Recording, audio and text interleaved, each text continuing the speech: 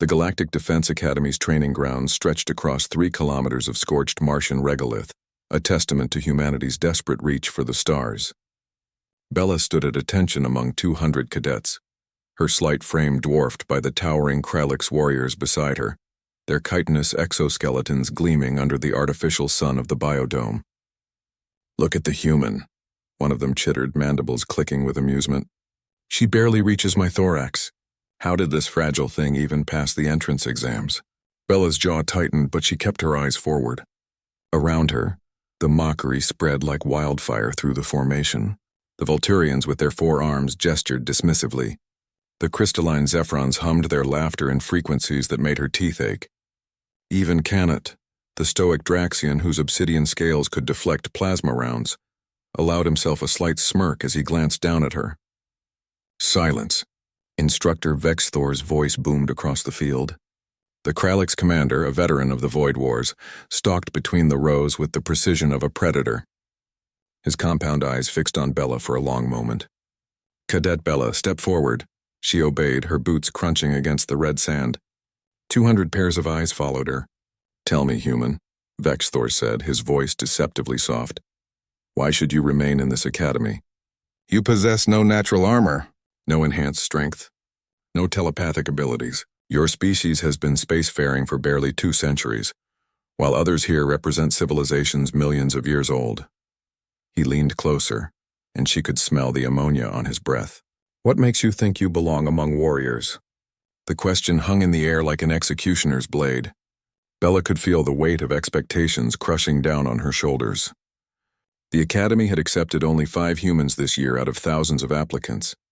She represented more than herself. "Permission to speak freely, sir?" Her voice was steady but quiet. "Granted. I belong here because I refuse to accept that humanity's weakness is our limit. It's our starting point." A wave of laughter rippled through the formation. Canet's deep rumble was loudest of all. Vexthor raised a clawed hand and silence fell instantly. "Endure, Cadet Bella. The strong do not need to prove themselves with words.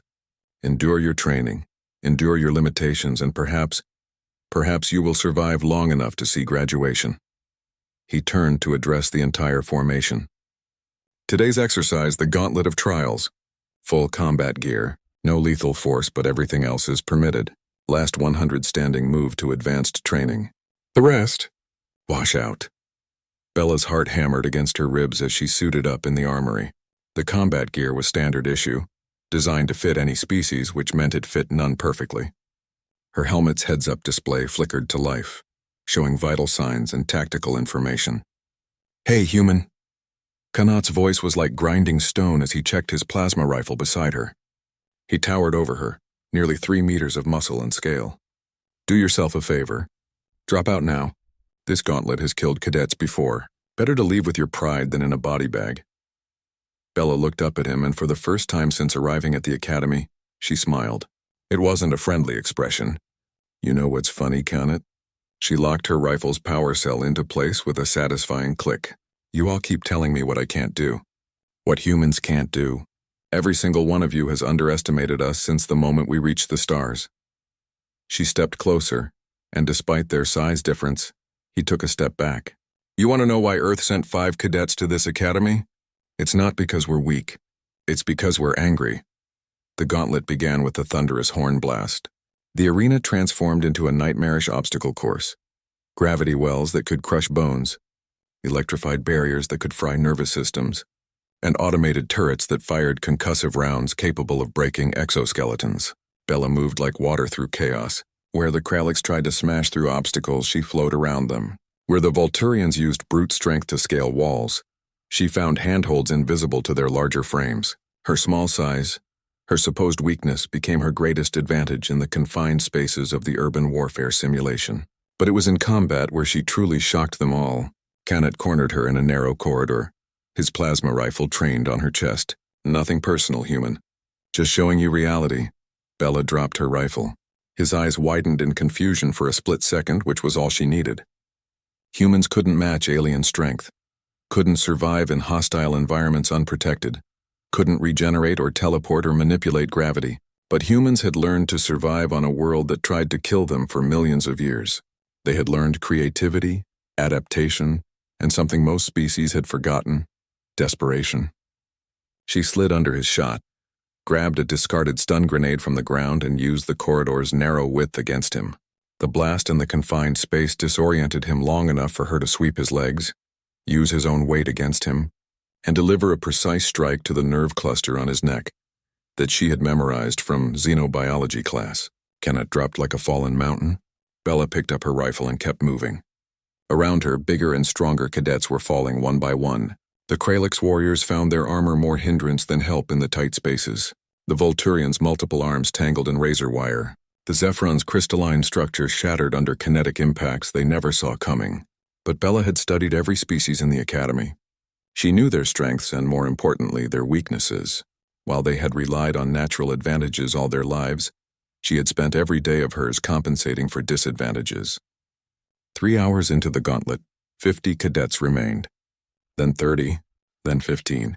Bella stood among the last 10, her armor scorched and dented, her body screaming in protest but her eyes blazing with triumph. Of the 5 human cadets who started, 3 remained standing. Instructor Vexthor's voice crackled over the speakers. "Cease fire!" Exercise complete. The arena lights came up, revealing the carnage. 190 cadets sprawled across the training ground, stunned, defeated, or too injured to continue. Medical drones buzzed between them, assessing damage. Vexthor descended from the observation platform, his compound eyes fixed on Bella. The surviving cadets parted as he approached. He stopped before her, studying her with an expression she couldn't read. "Remarkable, Cadet Bella, you've proven something today." "That humans aren't weak, sir?" "No." He gestured to the fallen cadets around them. "You've proven that strength means nothing without the will to use it. That advantages mean nothing without the intelligence to leverage them." He paused. "And that humanity, despite being the youngest spacefaring species, may be the most dangerous of all." Kanat groaned as he regained consciousness nearby. Bella walked over and offered him her hand. He stared at it for a long moment before accepting, and she helped pull him to his feet with visible effort. "You were right," she told him quietly. "I did pay you back, for every word of mockery, every dismissive gesture, every assumption that I didn't belong here." She smiled again, and this time it was genuine. "But I'm not your enemy, Kenneth. None of us are. We're all here to become something greater than what we started as." He rubbed his neck where she had struck him and let out a sound that might have been a laugh. "Your species is insane. You know that, right?" "Oh, absolutely," Bella agreed. "That's what makes us so effective." As the medical drones escorted the injured away and the scoreboard updated to show the top 100 rankings, with Bella's name prominently in the top 10, Instructor Vexthor called for attention one final time. "Let this be a lesson to all of you," he announced. "The Galactic Defense Force doesn't need the strongest warriors. It doesn't need the fastest or the most naturally gifted.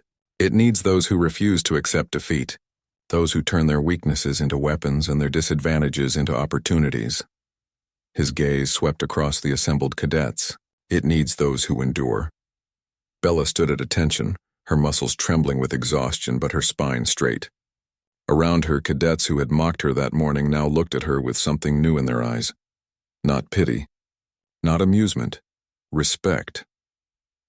As the formation was dismissed and cadets limped toward the barracks, Kanat fell into step beside Bella. "I misjudged you, human. I won't make that mistake again." "Good," she replied, "because next time I won't go easy on you." He laughed, a deep rumbling sound. "Your species really is insane." Bella looked up at the artificial sky of the biodome, thinking of Earth hanging somewhere in the vast darkness beyond. A tiny blue marble that had spawned a species too stubborn to know when they were beaten. "Yeah," she said softly. "We really are. And that's exactly why we'll survive whatever the universe throws at us." The gauntlet had been designed to break the weak and forge the strong, but it had taught them all something unexpected. That humanity's greatest strength wasn't in matching the aliens' advantages. It was in refusing to accept that disadvantages mattered at all. Bella smiled as she walked toward the barracks, already planning for tomorrow's challenges.